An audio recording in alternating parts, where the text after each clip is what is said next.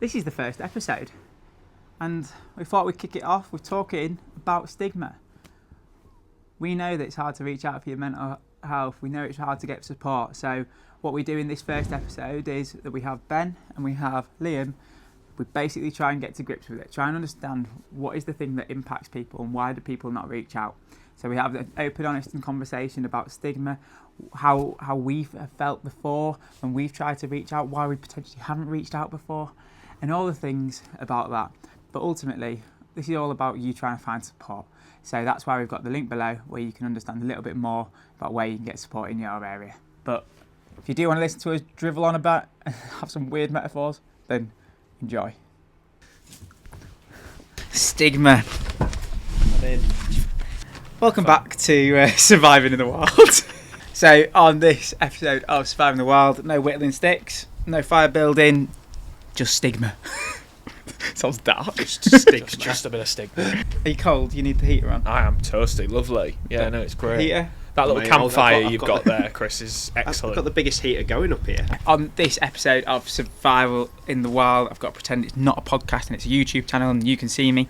It's basically going to be all about stigma. Who are you, Liam? Who am I? So I'm Liam. Firstly, I have my own lived experience of using mental health services and mental health and stigma. And then day-wise, by day, I am Liam. I'm the head of cocreation at Tees Esconweir Valley Mental Health Trust. By night, I'm Liam. I'm also Liam through the day as well. That's Morning, evening and night. I just made me think of seen Truman Show. Yeah. In case I don't see you, good afternoon, good evening, and good night. Who's this guy? To my left, to your right. Hello, everyone. I am Ben, still Ben by night as well. Yeah, so again, as same as Liam, come from lived experience of mental health issues across various parts of my life. My day job is co-production champion, which probably means as much to you as it does to me in some days. Also, many other things. So I'm also a volunteer counsellor with a couple of organisations in York. I'm doing a master's in relationship and psychosexual counselling, and I've also got very much lived experience of stigma and not talking, and I'm sure we're all going to come on to that, aren't we, Chris? Yeah, so in terms of, we're going to be talking about stigma mainly during this podcast, but it's going to probably be the first YouTube video that goes up after the intro, because I think when we talk about mental health and all the different things that are going to be around it, a lot of it above it is stigma. Like, you can't understand anxiety, depression, anything without actually understanding where does this all come from? Like, what is the basis of why someone might not reach out for getting support in the first place? But we're all from a very much co-production, lived experience, lots of weird words, ways of saying that we've struggled as well. What is stigma then? Go on then. You go first. No, you. Was that too awkward of me? What's stigma to you, Ben? What does it mean? What do you think stigma around mental health is? I think stigma around mental health in its purest form is just not having something that's going on in your life, but not feeling comfortable to talk about it. Like, there's a strange air around. You feel uncomfortable. You might feel a little bit embarrassed about what's going on for yourself. You might feel that no one else is going to understand what's going on for you, and therefore that then builds and builds and builds and builds. And the longer your mental health issues go on, the more, and you don't talk about it, the more that stigma increases. So I guess in purest form is just that not being able to be open about what's going on for you. Because like stigma, I think. This is where if I had props and stuff, I'd get out like an Oxford dictionary and read out the definition of stigma in a really like children's presenter way. But I'm not gonna. But like stigma is basically, like if you look at it, it's talking about like a mark, something that makes you less sort of, what's the word, desirable for social interaction. That is literally what it is. Which, when you say it like that, it sounds pretty scary. It's like. Feeling stigmatised is actually some other parts of society, other people don't want like any sort of interaction with you. Do you think that's how it comes across sometimes when people struggle with like the mental health? Yeah, 100%. Yeah, 100%. It is. I think, and I totally agree with everything Ben's just said there as well. Like, it is. It's. I suppose it's kind of what's in and what's out, innit? Like, and who decides that? And I think that's kind of always something that I'm like, yeah, who does decide that? And it's like, society and the society that you're in. And I think what I also think about is like, there's three of us, right? We're three white lads between the ages of 25, 35, right? So maybe what we might see as stigma is also really different to what other people might see as stigma, depending on what their backgrounds are and things like that. But I think that feeling, I can only talk from my own lived experience, but then talking to other people. I don't like bees. Where is it? Sorry, it's gone. No, it's not. It's alright. It's gone. We're all good. Okay, You're carry good. on. It's gone up there. Oh, good. You're good? I can't. Surviving the wild. Okay. Scared of a little flying busy bee. Yeah, nice. But like those emotions that people talk about with stigma, like you can relate to. I think I talk to quite a lot of friends as well who are stigmatised in various different ways. It might be as a result of their race or sexual orientation and things like that. And actually, when they talk about kind of opening up about that stuff, I don't know what that's like. As somebody who might be from a different kind of background or whatever that is, but actually I can relate to what they're saying when they talk about like mental health. And I guess it's that appreciation of others who might feel excluded in some way or another. yeah, What when it comes to mental health, why do you think it does exist? That's a big question. It's a huge question. Why does it exist? I think. Does it okay? Yeah. Does it exist differently to different people to begin with? I think absolutely, yeah. But then also a lot of the time, I think about this in my own lived experience. Society pushed me to be the best at, always pushes me to be, oh, you need to be doing this, you need to be hustling more, you need to have a side hustle, you need to be working full time and doing all these things. And if you're not doing that, if you are struggling, you feel like you're failing. So that stigma in my own thing, I mean, you could call stigma for anything, but for me, like, my mental health started impacting because I couldn't fulfill everything that society put on me, and that was in myself as well. But I just like you always feel like you're forced to be doing more sometimes, and hence why I think if you can break past that. Is that same, Liam? How have you experienced like sort of stigma when it comes to sort of like mental health, and how's that impacted you? yeah. I mean, like, I think that's such an important point. Talk about it from my own experience, and I think it's what's out there, but it's then what's like felt within.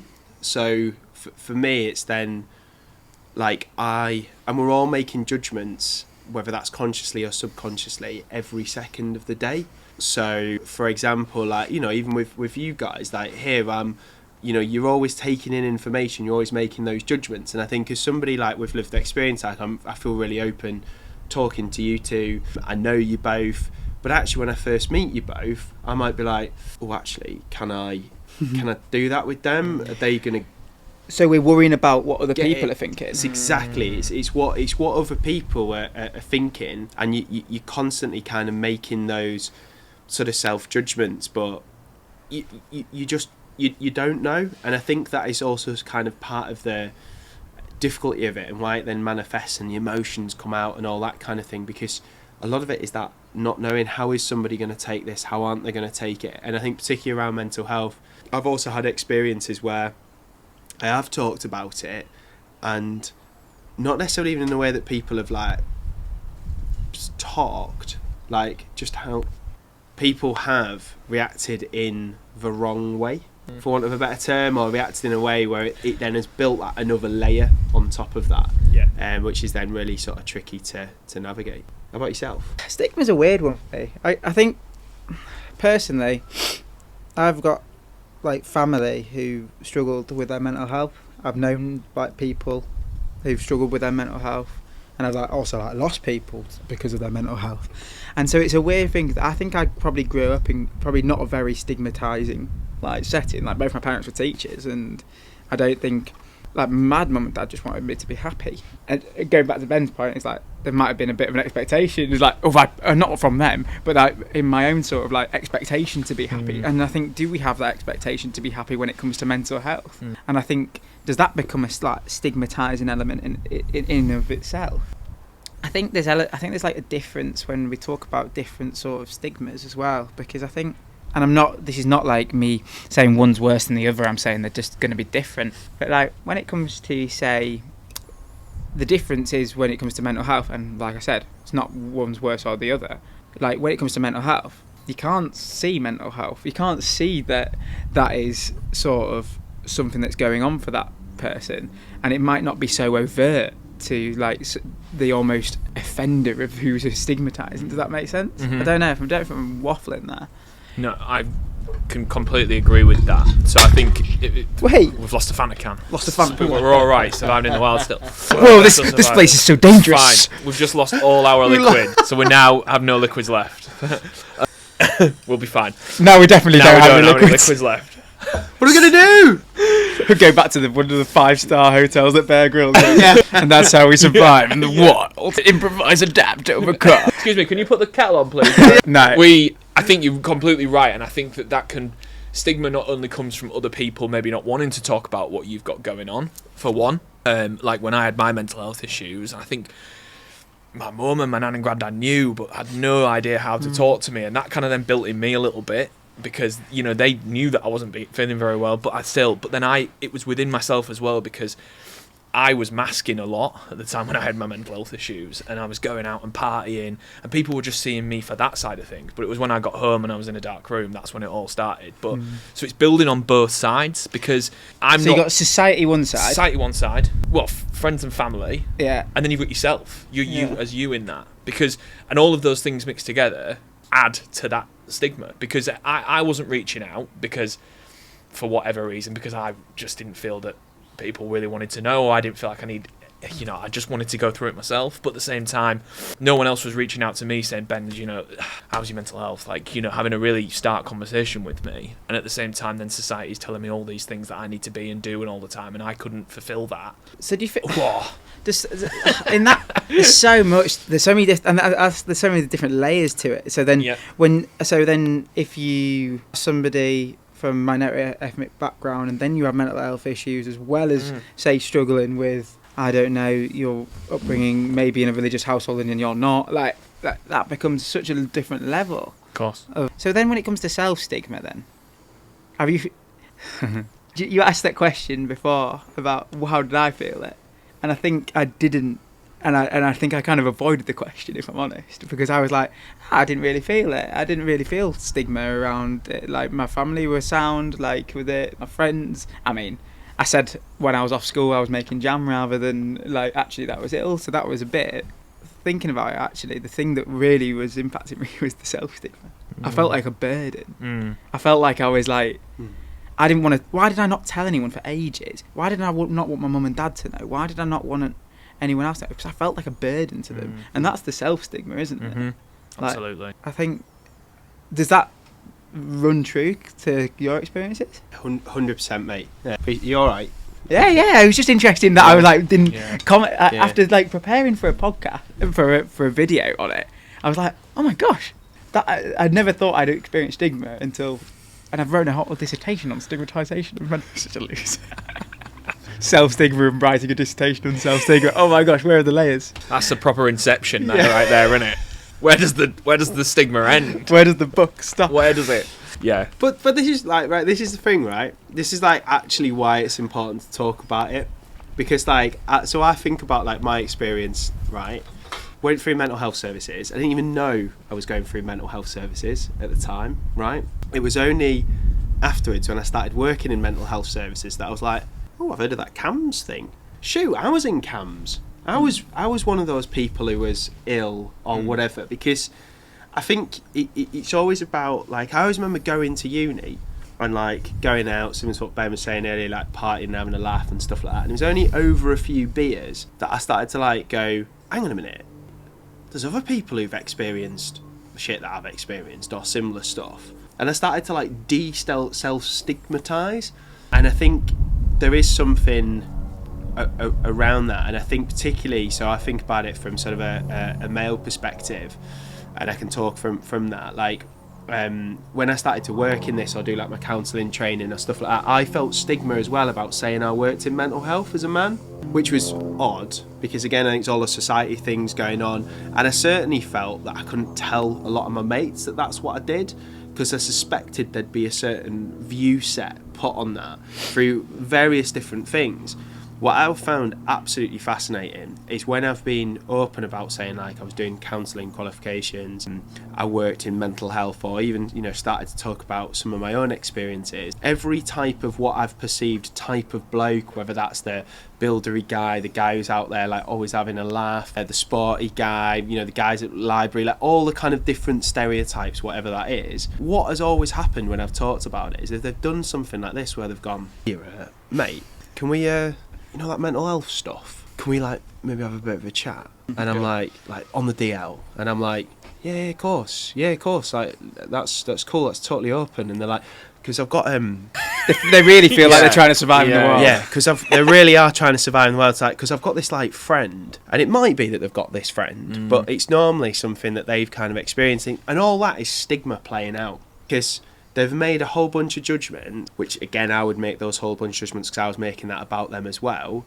But actually, like when they do that, and I've had to like push myself to be a little bit open about the fact I work in these services or the fact that I've experienced it. But it's for them immediately open this door of going like, oh my goodness, like there's somebody who will get it. And it's like, actually there's lots of people who get it, because we've all, I imagine most people at some point have experienced some kind of stigma, and whether that's mental health or other, or you know, there's things about intersectionalities as well. Okay, obviously mental health is being talked about more now than it probably ever has done before. I don't know, you can probably look on Google, can't you, in terms of how much things are searched, in terms of what's the prevalence of how long it's... Well, there's a question for you to begin with. Is mental health talked about more now than it ever has been before? I think in our age range, and potentially the one look below us, I would say so, yeah. Like below 30, I think it's definitely something that's talked about more, and people feel more, potentially more open about talking. But I mean, I see it in the generation above us, in terms of my granddad. I mean, he still doesn't have a clue what I do. He doesn't understand why people come to talk to me about their mental health problems. Like, literally doesn't have an understanding of it.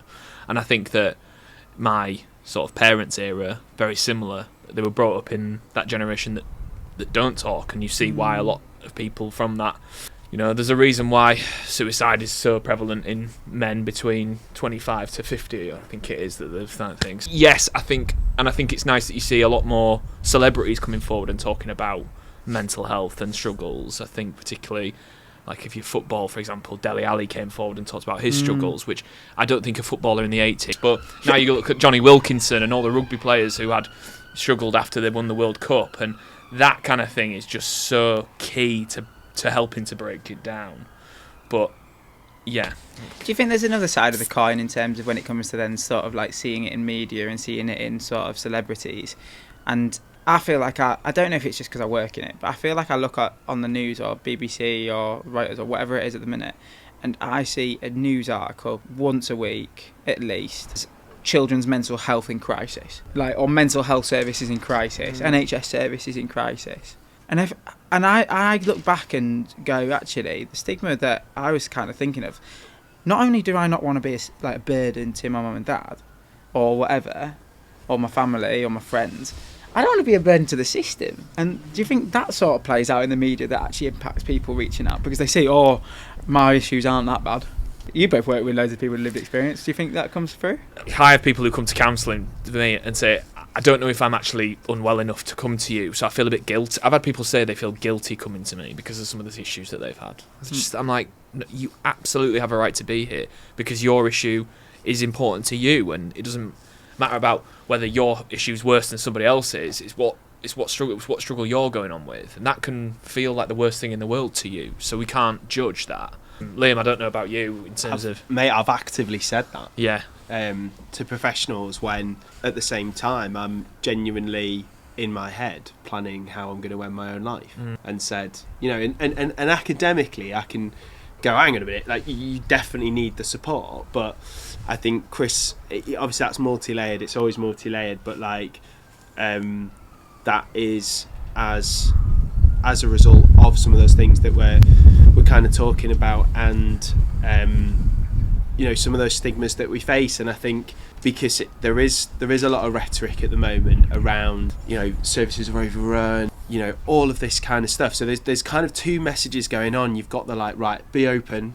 talk to people, and then you've almost got services going, like massive waiting lists. Like, we can't support, we're underfunded, we're understaffed, we're all that kind of thing. And then you've got people in the middle who are kind of almost receiving these two messages. And I think that can be like really, really tricky. And I think there's also something for me about there's almost that stigma of going, my goodness, I need to reach out to services. Like, services are my only way of kind of getting through this. And like, services like are always there and should always be there, but I think there is almost something, I think what we're kind of missing a little bit is that a little bit of that kind of education, a little bit of that space of kind of like what mental health actually is, and some of the like really sort of basic steps you can sort of put in place yourself. What actually is mental health? What actually is mental well-being? What makes it up? Like, one of the big things I will sort of talk about, so you got like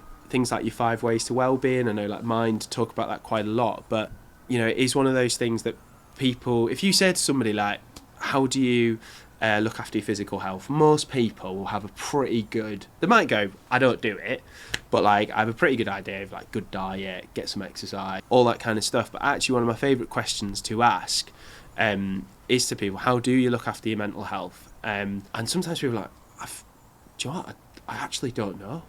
I don't know what are the sort of building blocks of what mental health is. And I think stigma still plays into that, because we don't have those kind of open conversations where people can identify actually what are those building blocks of my mental health. And I will very often talk people through from a 5 ways to wellbeing kind of perspective, and very often it's those things that go first when you're struggling.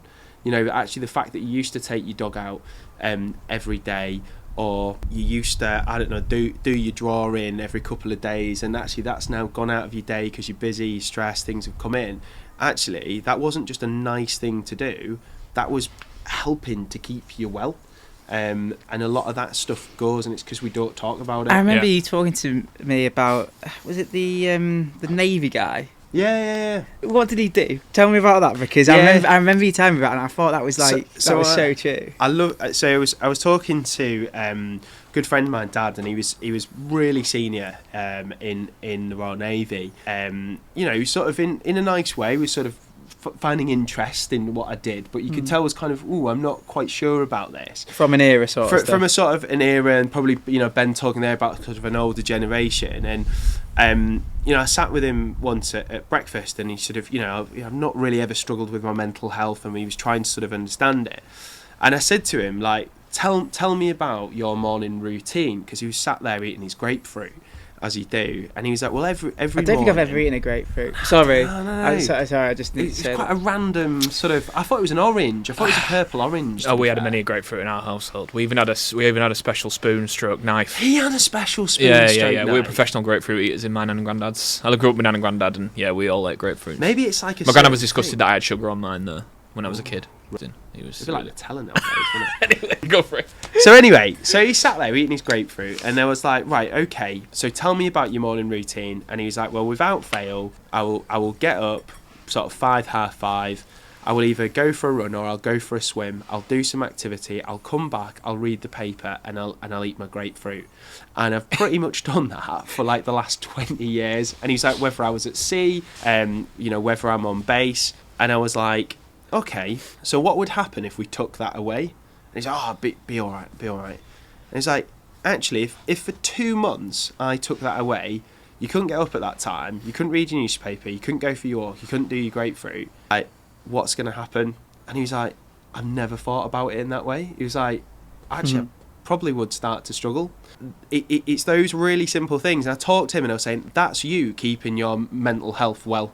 Like, you've found it, you've cracked it, you didn't know necessarily that was your mental health, and that's why you were doing it, but like, that's what it is. And I think a lot of it, to come back to the earlier point, is that a lot of us don't understand what those key building blocks for us are. And it's like, actually, there's some really key building blocks here that if you track that right back, so, you know, when I was stood on a bridge thinking, actually, go back 6 months, go back a year. Actually, at that point, if I could have had that little bit of support or understood like what it was that was keeping up my well-being, would that have been helpful? Actually, yes, it would, because I know now there are times that I've never been back to that bridge. I've never been at that point again. I've thought about it, but I've never actively walked towards it, because I do now have a bit of an understanding of those building blocks of kind of what it is. Does that make sense? Yeah, and I think call it lots of different things. Lots of people call it, like, I used to say I had a fuzzy head,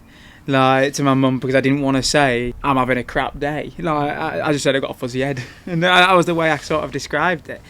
There is that element of taking that blame away from the person that's maybe struggling with it at that point, and I guess that's where it comes back to sometimes struggling with your mental health isn't your own fault. Like, if Mr. Navy guy had stopped doing them things and started feeling ill, that wouldn't have been his fault.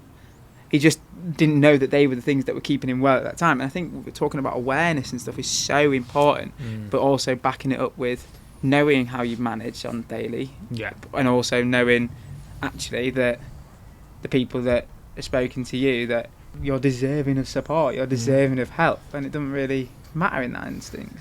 If I just come in on that, Chris, though, if I said to you, okay, we're a different relationship, but like, if you're like, I know you normally cycling to work every day, I know that's part of your routine, I know cycling's really important for you. If there's stigma around, if I said to you, oh, Chris, actually, I'm going to take your bike away, you're not going to be able to use it, or for whatever reason you couldn't cycle, and you were like, actually, you would just say like, oh yeah, can't use my bike. You wouldn't say, actually, I really do need to have my bike because for my mental well-being, that's the thing that keeps me well. You probably wouldn't, and I don't know why that, again, I think that's a little bit of a stigma thing about these are the first things that do tend to go, because again, there's all sorts of pressures and societal pressures and stigmas on us going, well, actually, the fact that I do sit every night and I do a little bit of finger painting or whatever is your thing, actually, that's too easy just to go, yeah, all right, no, I'll help you out, or I'll go do that, or I'll go do this, or I'll go do... And it's like, actually, no, that is your equivalent of having your 5 a day or doing whatever you do need to keep well. But you would never say to somebody, actually, this is really important that I do this because this is looking after my mental well-being. Like, my mates would look at me and be like, that's actually so true. You're what never are you on gonna. about? Yeah, I even think- you saying that, that's I'm a bit like, yeah, I've never heard that in my life. Someone say that to me. Yeah. I think I've got better over it But it makes over so much times sense. where actually I feel a little bit like burnt out, or I've done a lot of socialising or going burning a candle from both ends sort of stuff, and I've turned around to people and go, do you know what, I've had a bad day. But I've never done it in the flip side, in the positive way, if that makes sense. Yeah. Like, I've done it where I've got to the point where, does that become stigmatising in itself, where we're focusing on only when you are bad? Perfect. Yeah, hit the nail on the head. We live in that society. Cheers guys, thank you. Yeah. You're not wrong though. We live in a society that we focus on negative over positive, and there is a stat where you are 3 times more likely to focus on a negative than you are a positive. You have to work 3 times as hard to focus on a positive. And even if we do, what I think what we're trying to tend to do with like things like social media and media generally is we go to that comparison thief of joy sort of stuff. I thought about a good definition for stigma, by the way, that I was just thinking about, when you first asked me the question. Yeah, let's go on. And it's just a really simple one. So I used to feel a lot of stigma if someone comes round to my house and I've got my spoon in the mayonnaise, right, and I put the mayonnaise on my plate, I will lick the spoon. But for certain people that come around to my house, I won't lick the spoon because I've got stigma around them knowing that I lick the mayonnaise off the spoon. But with my other half or with some of my mates, I'm like, done. And that's in itself is the purest form of stigma, right? Because why do I do it with some people and not others?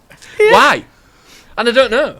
Because I think like I should just be completely open about licking the mayonnaise spoon all the time.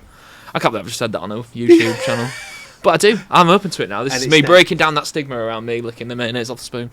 And in 2250, when people have found this on the YouTube archive, this is what they found.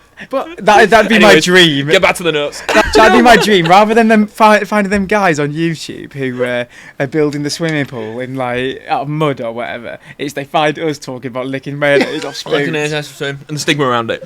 Yeah, I think if we didn't have stigma, I think the world would be a much better place, right? Because someone could just go...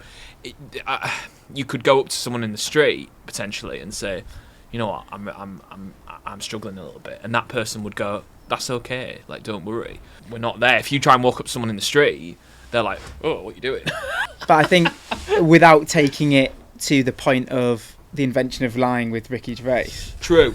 Do you know what I mean? Yeah. Like, without getting to the point where actually people, we're all sat here as 3 lived experience people, are very open talking about our mental health. Yeah. Don't have to be like that. No. And that's no, you don't. And that's okay. Yeah, and it's like, who is it that you actually do want to communicate with that to? And how do you want to communicate? And it's why I always say it, like, why I brought up the invention of lying. It's like, imagine if everyone was walking around going, I struggle with my mental health too. Like, and I'm not saying that would be necessarily a bad thing, but how can we go back to what we were saying earlier in terms of flip it to the positive side of things? Yeah, we can't. We don't live in a perfect world. We don't live in a perfect world. Absolutely. No, I agree, but I think if you can just tell one person, then that's absolutely amazing. Like, and you can share that problem, make it half a problem, sort of thing. But I get that you're never going to live in a world where there isn't stigma. I think what I hate is that stigma around, for example, and there's just so many different examples to this, but like the one that I see all the time is, and I'm working with people with lived experience, myself included in that, when I couldn't work for a little bit because I was too poorly, everyone used to ask me all the time, when are you going back to work? That kind of question. Oh my gosh. That stigma is the worst stigma in the world because it made me feel useless. If you're struggling with mental health and you aren't working, that is absolutely fine. That's just what I want to say to people. I mean, the fact that we still work 9 to 5 when it was developed by Henry Ford about 125 years ago is madness. Why have we not rethought it? It's 125 years old. We didn't even have computers when we decided that was a thing. And then we still do it. And people can't fit into that mould. I really struggle to fit into that mould. I'm really fortunate I work for a company that allows me to not fit into that mould. Yeah. But I did, and that's where my mental health issues a lot of the time started, because I couldn't fit to what they want. You try and put square pegs in square holes, and that's not the case. And the stigma grows around that. I've gone off on a bit of a tangent there, but that's a real passionate one of mine. A real bugbearing stigma of mine is that, Because I guess because fundamentally, if you want to go back to the basis of that, is let's get somebody support because it's the right thing to do, rather than having any ulterior motive behind it, whether we're getting them back into work because it contributes to society, and I'm not saying work's not a good thing. Work can be really, really positive for lots of people. It can give them purpose. It can give them, I sat here at work with a purpose, and it's helped my mental health, and it's probably the longest job I've ever been in.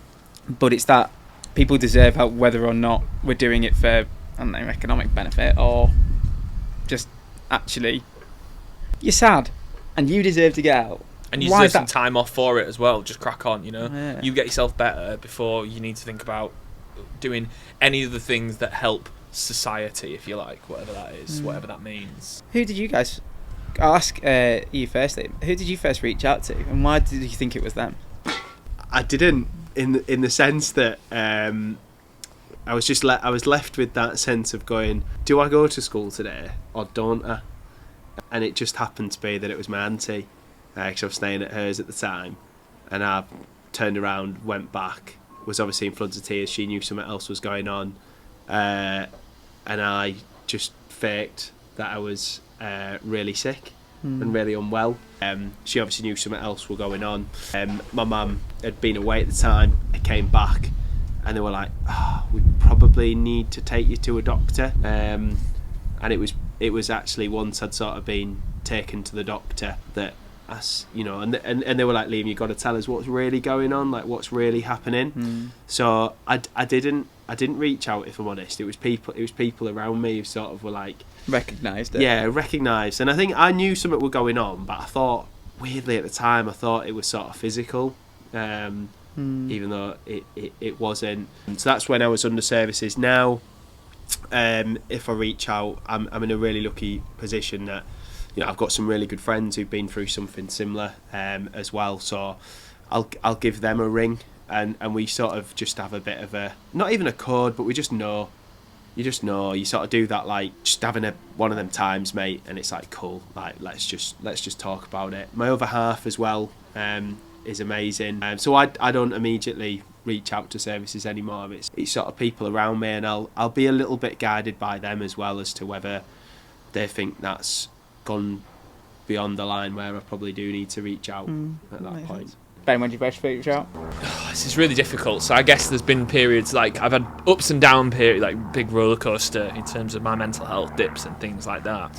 And I think in a similar sense of Liam, I was fortunate enough that I had a boss at the time who, when I lost my best friend who took his own life, and I struggled after that massively, as anyone would. But even at that point, I thought to myself, no, I'll just have to deal with this myself. Like, I don't know where to go. And, there were other friends who we didn't really talk about it that much, which was so weird at the time. I think everyone was just hurting so much about him passing. And it was actually my boss that said, look, you're at work and you're not saying a single word all day. Like, what's going on? And he said, you need to speak to someone.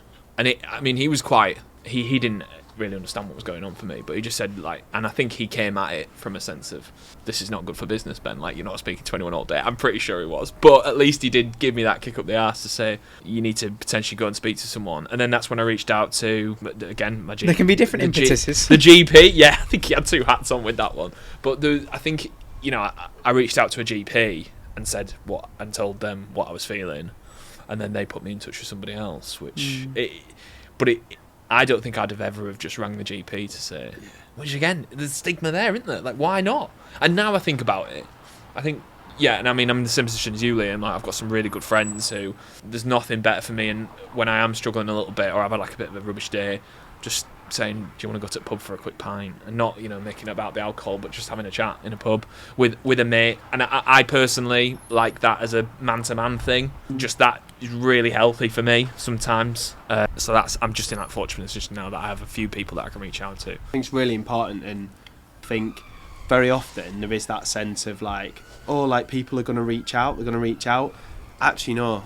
Actively ask people, because one of the top tips we talk about with men is always ask twice, and it doesn't really matter where it comes from, even if it's from a place of, oh god, I could really do with Ben like cracking on a little bit today, but I can see he's struggling as well. Yeah. But I think that's also really important. I think you stigmatise yourself sometimes to go like, can I ask them, because I feel like mental health's a bit off limits. I know people, and I have been that person at times, where I've just thought, I feel like that's a bit off limits, you don't really ask people about that.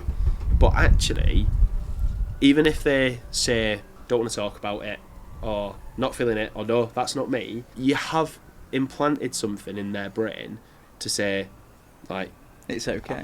It's okay, and I can see that. I think about one of my closest mates a few years ago who got in touch with me and went, mate, can we go to the pub? And I was like, yeah, of course. I went down the pub, and we spent 5 hours there, and he'd also invited loads of other mates there, and I was a bit like, I thought it was just you and I, but that's cool, we're just going to sit and watch the football, do our thing. And then the next night he invited me out to go for a curry. We went for a curry, and again a couple of other guys came along, and then I remember his other half ringing me randomly and going, I've got him here in the car with me, he's been wanting to talk to you but he felt that he couldn't. And then suddenly his voice popped up, and he was so like, oh mate, like, and I went, I know you've been wanting to chat, like, and I kick myself a little bit now, and I'm really glad that she did that for him, but I kick myself now for not being a bit more, because I knew he wanted to talk, but I also, there was a bit of stigma within me, just not going like, mate, I know everyone else is here, but like, it's weird that you've invited me out twice in a row. I can tell something's not quite right. Like, if you want to have a chat, we'll go to the pub on the third night as well. That doesn't matter. Or give me a ring if you don't want to do it. Or go for a walk. Or go and have a kickabout. Or we'll do whatever we need to do. Now, luckily, he was fine. He was all right. But I do sort of sometimes look back at that and think, actually, what was it that was holding me back as well? And I think that's always really, really important. Like, I'd much also rather somebody just check in with us and like, give us that permission, or even just check in and then a bit later on just go, you sure everything's all right? Like what you were saying, Ben, like you've been a bit quiet. You sure everything? And it's like, yeah, I'm just feeling a bit coldy or whatever. But it might be that something else is going on. So don't ever be scared. Don't have that stigma of like not checking in with somebody, because there's also stigma then about sugar. Like, what are they going to say? What's the answer going to be? I was going to say that's the. I think there's that stigma there, isn't it? Around, oh, am I going to get it wrong? What am I going to get? Oh, am I going to say the right thing? Is there a right thing to say? Oh no, what do I do? And I don't know the right thing to say. I don't think there probably is the right thing to say. When it wasn't great. I didn't think anything anyone could say to me. But I know that sometimes when somebody was just there, having a presence like next to me, that almost helped. I was like, can we just sit? Or can we just play pool? Or can we throw some darts at a board? Or can we have a walk? Or can you distract me? Can you just talk at me? Sometimes it's not about the things you do say, but things about the things you don't say. and just listening and being there. Yeah. Because, I'm not qualified, like, mental health practitioner, psychologist, clever person, but sometimes all somebody needs is just to be like, yeah, that's rubbish, mate. I think there's also this other thing of like, if someone's struggling, I need to be with them, and it's like, no, I need you to like back off, like, but I might just need to be able to chat to you on the phone, or I just need you to know that if I ring you, like you're going to be there and I need you. I don't need you to come and be in my life and look at me for 24/7. Like, that's going to be weird. So I just need you to know. I just need you to know. Yeah. I think I like literally that's what you just said there, and I was like, yeah, that is so true. And that breaks down the stigma, because I just need you to know. You're telling someone something, and they know, and that they've gone, yeah, great. Like, I'm glad that you told me. Done. You know. Like, thank you for sharing that. That must have been really hard for you, because there is stigma around it. I appreciate it. I've had some of the best conversations I've ever had walking around a park, or playing a game of pool, or like you say, playing a game of darts. Because that's where you take that emphasis, that sort of like scary thing that someone wants to say away. We're doing something. We're not talking about it. Yeah. But you were talking about it. Well, maybe doing something. Doing something else, and that makes it much more comfortable. And again, breaks down that stigma. 100%. Everyone has to kind of reach out at their own point. Yeah. And I reached out to somebody at school because, if I'm honest, I didn't know what else to do. I just reached out to a random pastoral member because I knew something was wrong. But at that point, I didn't even know I wanted the help for myself. I just knew I wasn't probably being great for my family. So I kind of wanted it for them in some respects. I wanted to get better for them, not even for me. But is there something that people can do if they're not quite ready to reach out to support? Is there things that... Is there things that you can understand, learn, listen to? We've got any recommendations of podcasts? No, I'm joking. That's just not a plug of the Chat Shit podcast at all. 53 episodes, fantastic catalogue. Like, shameless. This is the way of the world, man. I think there's something about how you move to that place, if that makes sense. Yeah, like, obviously it's hard to reach out to people. Like, we're never saying this is easy. Mental health's hard and it's a struggle, and lots of people go through it in different ways. But how do we get to a point where we are more comfortable to reach out? Is there things that we can do, things we can listen to, things we can read?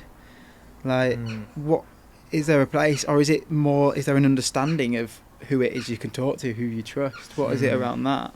No matter what you've read or what you've been part of, and this is the first thing that you're like looking at, is that like you really won't be alone in terms of those feelings that you've had. How you are experiencing it and where that's come from will be unique to you, but those feelings, no matter how scary or whatever frustration or whatever emotion that is, like, other people will have experienced that as well. And as much stigma you put on yourself that I can't talk to somebody because of that, or how are they going to think about that, or what are they going to do as a result of that, that really is your mind talking to you and playing tricks on you. It is so important that even if you can't feel that you can physically go and be like, hey, Chris, I'm feeling this way, or no, then Ben, I'm feeling this way. Like, there's so many other ways of doing that. Even if it's that, you know, I do my journal, I do my diary, I write that down, you get it to that point. I think about a time I was struggling a good few months ago, and it took me 2 days, and I literally blurted out. It was one morning, I was laid in bed, I'd been awake for 3 hours, and it was about 6 o'clock in the morning. I said to my other half, I was just like, oh, I'm just really struggling. I'm really struggling. And I turned away from her for about 10 minutes, and I was like, I will talk to you eventually, I just need 10 minutes. And I'm still somebody who works in it, I'm still somebody who explores it, who does it. So it doesn't matter how you do it. You can do it in the, I'm really struggling. You can do it if you're an artist, right? You can like get it down on paper. If you want to write it, if you want to voice note it, like we've got a number of different ways that you can sort of express it now. So don't feel, even though people talk about opening up, people always think about that as talking. Actually, it could be in loads of different ways that you do it. And I guess that's it's different ways of communicating it, isn't it? And I think sometimes it's good for people to kind of approach other people to go, oh, you're struggling, mate, and try and do that, or the other side of it, and actually expressing it in a different way to somebody might make it easier for you. But you, Ben, if somebody was listening to this and they were struggling to reach out because of, I don't know, the stigma, self-stigma, burden, all that stuff around mental health, what would you say to them? I think that was the question I wanted there to is, and you did it perfectly. The first time, Chris, just smashed it Oh my straight off the gosh. bat. You didn't need to ask it 3 times, 4 times. You know, No, I didn't have to. I didn't. No, your first time. You see, you don't need to edit this. What would I say? I mean, I think Liam's just done an absolute mic drop job on what he's just said. I think for me, like, knowing that you're not alone and that someone else has gone through something similar is such an empowering thing. Knowing that you're not the only one. You know, I'm shocked by the amount of people who I see who feel like they're the only one going through that, and how I see how empowering it can be when they open up to someone who might have gone through something similar, and them two talking about that kind of thing. I mean, it's brilliant to see. So, but in the instance of before you get to that point, as the internet is not a good place at times, but it can also be a wonderful place for seeing communities that are outside your community and other people who are struggling with those things. I mean, I know how important, I've just done some research on it myself, how important the internet and forums have been for trans people who might be in isolated communities and don't have that wide reach, or other people within their community who are going through the same things. So the internet is such a powerful place to find acceptance in that. And it's not about you having to open up about your own thing, but you could read 100 comments about, you know, oh, this is how I'm struggling with at the moment, etc., etc. And I guess that's where it would nicely kind of lead on to why this exists again. Why does Thriving in the Wild exist? Where can you go? What support and resources are there out there? And they are all on the links and stuff below, from whether you live in Yorkshire, Humber, or further afield. And it's finding the right resources in the right places and the right information to know that actually what you're getting is true, and actually this is. But like you said, that connection, there is nothing more empowering than when you're talking to somebody and they get it, and you go, you don't get it completely because you're not in my head, but I know you understand exactly kind of what this is, even if we've experienced it in different ways. And that's really, really important. Whether you're ready to talk to somebody now, whether you're ready to talk to someone in a week, a year, or I don't know, whenever it may be that's right for you, just know that it doesn't have to necessarily be professional. It can be a friend. And I've got a lot of my support of friends or family members after not wanting to burden with for years, which if you think right in that first instance, when I first started struggling, I didn't want any of my friends to know. I didn't want any of my family members to know because I didn't want to burden them. And now they are the primary probably resource of how I manage, is chatting to them and go, yeah, I'm having a rubbish day. You know when you did that, just quickly on that, sorry to jump in. No, go on. Right. When you do share that burden, and you share it, and you talk about that weight on your shoulders or whatever it is, when you shared it, what happens to that weight? I felt like a massive balloon deflated rather than popped. It wasn't a pop, it was a and you know what? After I had a big old cry. I had such a big cry. But it wasn't a cry of sadness, which it had been because I'd been bottling it up. It was a cry of almost Relief. Yeah. A little bit. I think I always say to people, and knowing myself, you ruminate on things, which is the stigma of whatever you've got. You're talking it through in your own head. You might be trying to find a solution to a problem that can't be solved in your own mind, and it's just going round here, it's going round here. It might be swirling round here, it might be swirling round in your belly, and all that's doing is just, and you're trying to suppress that. And I always say to people, suppression is depression. The more you suppress, the more that has to come out some way, and it will eventually. So you might as well get it out. And I've got to get it out. This is going to get edited Go out. on. There's no two ways about it. It's just come to me, and the suppress is to depress, right? I love that. But, right, everyone farts, right? Yep. I don't care what it is, we all fart. big ones, right? little ones, squeaky ones. Big ones, little ones. Cardboard box. We've all sat there with the stigmas of farts when we've been in office spaces and thought, I really need to let this one out, and my stomach's hurting a little bit, and you've gone out and you've just gone, oh, and it's just gone, right? Right? That is too realistic, mate. I like it really is like the equivalent of, oh, you might Can I slap your take this stomach one in. step further? Go on. With no stigma, you become the guy in the office that claims it as well. Yeah. You are, yeah. That was me, guys. Yeah. What a bloody ripper that was. God, that's a smell. Oh, You heard it? you are Yeah. Shrek. Yeah. And it's all right, and it's then I guarantee you another colleague in the next hour will do it as well. Oh, Right? I was so jealous of them kids at school who could just fart in class. And go, And "That we're was like, me." sorry, my bad. Yeah, So literally. stigma is like licking the mayonnaise off the spoon, and it's like a fart. It's like trying to fart in the classroom and claim it. And on that If note, a clinician doesn't sign this off, I will be shocked. I'd be astounded. I think So- that is excellent. I think it I'm is excellent. So using that. and Stigma I out knew front this was as going well. to get out of hand, and I feel like, do you know one of them presenters that has to go, right, I'm just going to go over to this person over here now. Never work with kids, animals, or co-production professionals. That's going to be the new That's what they tagline. say. I've heard that. Guys, thank you so much for coming on. I really appreciate it.